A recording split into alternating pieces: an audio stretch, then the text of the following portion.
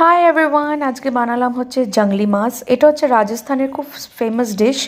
তো আমি এটা করার জন্য আগে কড়াইতে তেল না নিয়ে ঘি নিতে হবে, আর এটার জন্য খুব ভালো মাটন নিতে হবে।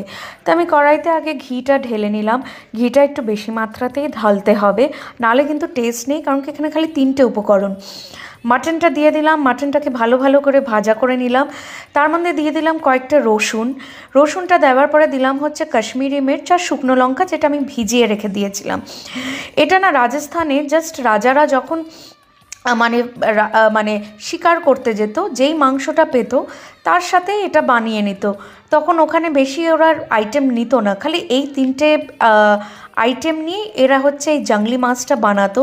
তো আমার ভীষণ ইচ্ছা ছিল অনেক দিন থেকে করার, তো আমি এটা করে ফেললাম আজকে।